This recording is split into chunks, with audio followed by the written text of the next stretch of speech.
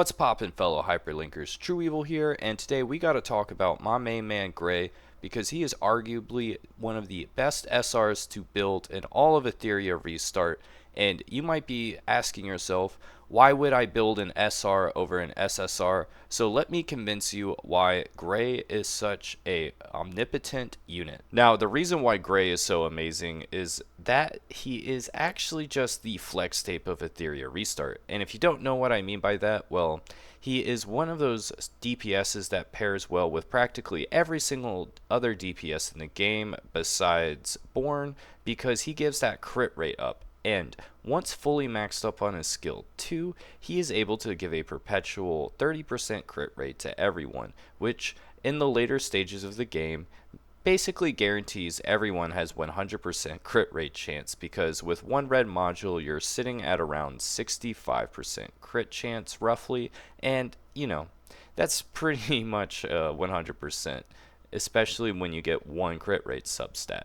Not only that, but he is also giving that defense down, and once his skill gets to that level 4, it's pretty consistent across the board. Now, you do need a tiny bit of effect accuracy, but the good thing is on one of his dupes, he does get effect accuracy, and it's not something he really needs to pursue because he's just so dang fast to begin with that he's just always going to be laying down the noise, and because it has a 100% crit chance when he crits, the minimum it can be is 50%, which means if he's doing 2 turns and just lapping your other DPS, then, probably going to be defense down by the time Leanne or Real Mocha goes for that cleave. So, definitely huge. So, basically, permanent crit rate chance, permanent defense down on the enemy, and does damage. Sign me up. And not only that, but there is some combos with this,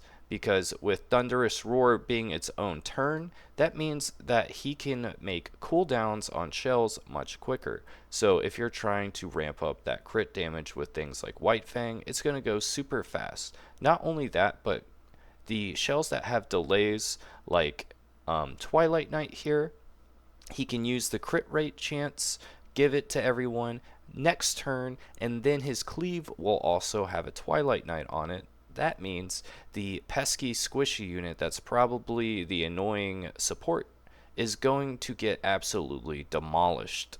Now let's talk about lattices with Gray, because this is the hard part about him, and that is because he wants all the lattices. Because of the cooldown reduction that is at the end of level 5 on both the skill 3 and the skill 2. Now, the important thing to note with this is that once he gets this, it's basically skill 2, skill 3, skill 1, skill 2, skill 3, skill 1. So he is basically like a infinite AoE cleave, and because of this, you really want to max out the skill 2 and skill 3. If one of them isn't upgraded over the other, that makes the turns kind of awkward. Now, if you do need to prioritize one of them, I would say that the perpetual crit rate chance is more important than the cleave at first for the cooldown, but I do think upping the cooldown first up to level 4 is also really important.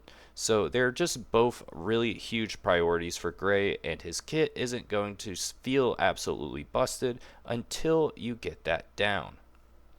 Now, his skill 1 is also amazing because at level 5 he gets plus 25% turn meter when he attacks, which I'm going to say it's an attack because he has to crit, but the Gray has just way too much crit rate chance to ever miss that. You know what I'm saying? So he's going to get that 25% turn meter increase, and it's just going to make it so he does this annoying wombo combo all the time. But also, I will say that the skill 1 isn't a priority at the beginning of the game, even though it is nice because he gets that additional attack through the Prowess line on the skill 1, and he is a DPS, so he is going to want attack. But I would say skill 2, skill 3 first, upgrade some of your other SRs you need to farm, and then go back to this skill 1. I would say wait until probably Hell Doki Doki before you start pumping in that skill 1. But make sure your Kazio or your Kraken or whoever you're using as a CC has their skill 3 upgraded first. Now let's talk about Gray's shell and matrix progression because this is super important. His first shell that he gets that is really strong and that you'll want to build is Budo Panda, which does follow up attacks and just increases his crit damage over time, which is really huge on a character that has a extremely high crit chance. Am I right? So Budo Panda, definitely super strong. You'll want it with Onslaught and Harvest. Now, Harvest is a really good set on Gray, and I do recommend later in the game to have 8 Harvest on him at all times. But at this point, I do think that Onslaught is just better in those initial pushes for the game. So I'm going to say go 12 Onslaught for Harvest on Gray. Now, before we get to Budo Panda, there is one shell you may want to use just for those first initial hours, and I will always just recommend Agent Lizard up to level 10.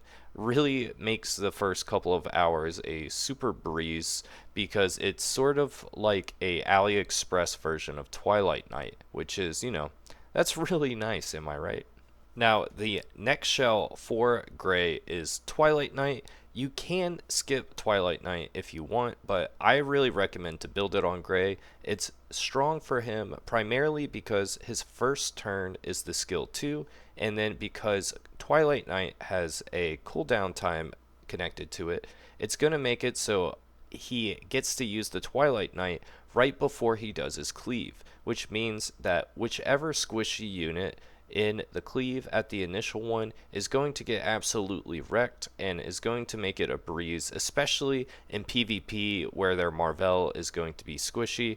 You really just want to lay the noise down on them. So this thing is going to work at pretty much all aspects of the game and is a good one to build because not only is it like a really good shell while you're getting your mythic shells, it's just really good in PvP because of the defense reduction. So definitely recommend building Twilight Night if you want to build an epic shell. Now, some people think that you have to build epic shells because of the charters, and I'm going to say that you can just go to mythic, and once you upgrade a mythic shell, it counts for the epic shell requirement.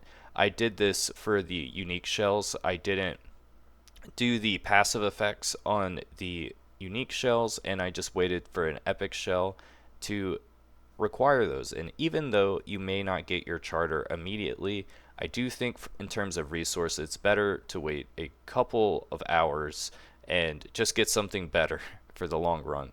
So that's my personal opinion on that. But let's keep going. Now, the best shell for Gray is going to be White Fang. Some people may think Golden Lion is, but because of the skill 2 into the skill 3 counting as additional turns, it's really easy for Gray to get the shells to just keep using their abilities over and over again, and since he has perpetual crit rate chance up at this point in the game, it's just going to mean that he's going to be doing significantly more crit damage over and over again, as well as White Fang just has a really strong attack that goes with it, so this is going to be his best DPS shell. Now, at this point, we aren't going to be doing Onslaught Harvest like we were previously. We're going to transition on to Keen Eye Harvest, and this time we're going to have 8 Harvest just because he is going to be that initial DPS because you want the crit rate chance to go on your main DPS, so it's going to be slower. So that initial 30% ignore of the defense is going to be really important to set up your characters like Leanne, Messiah, Real Mocha, just whatever main DPS you're using.